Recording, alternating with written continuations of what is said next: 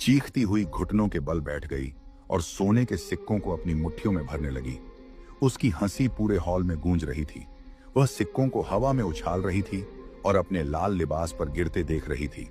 तभी उसे अपने पीछे एक साए का एहसास हुआ, एक बहुत बड़ा साया जो मशाल की रोशनी को रोक रहा था। उसने पलटकर देखा और उसकी चीख हॉल की दीवारों से टकरा कर रह गई। उसके सामने एक विशालकाय वजूद खड़ा था। उसका रंग कोयले से भी ज्यादा काला था, जिस्म किसी पहाड़ जैसा। आंखें अंगारों की तरह दहक रही थी और चेहरा इतना बदसूरत और खौफनाक था कि कोई भी उसे देखकर डर के मारे वहीं दम तोड़ दे। वह काला जिन्न था। शहनाज डर से कांप रही थी। वह पीछे हटने लगी, पर उसके पैर जमीन में जमे हुए थे। लेकिन जिन्न की आवाज उसकी शक्ल के विपरीत बहुत गहरी और शांत थी।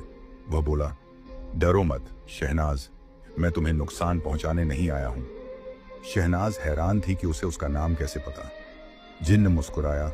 उसकी मुस्कुराहट उसके बदसूरत चेहरे को वो और भी भयानक बना रही थी। मैं तुम्हारे बारे में सब कुछ जानता हूं शहनाज।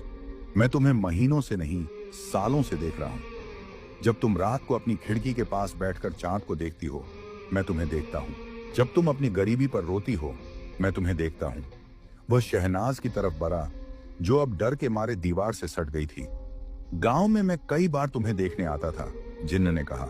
जब तुम रातों को अपने कमरे में सोई होती, तो मैं खिड़की से तुम्हारी खूबसूरती देखता रहता।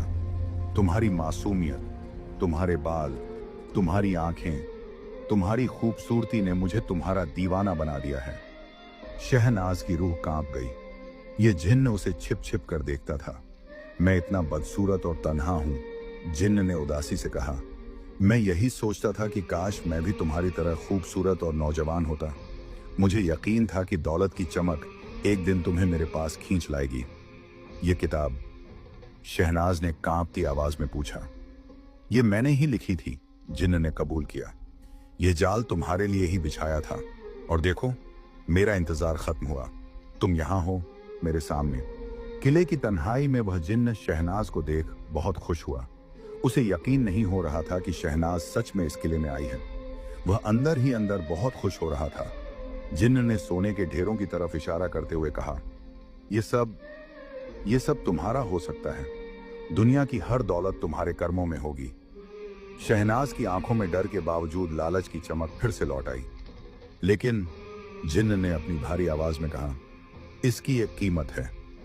क्या क्या कीमत? शहनाज ने पूछा। कीमत हो तुम, जिन्न ने कहा। ये सोने के सिक्के तुम्हारे लिए हैं, लेकिन इस सोने की कीमत से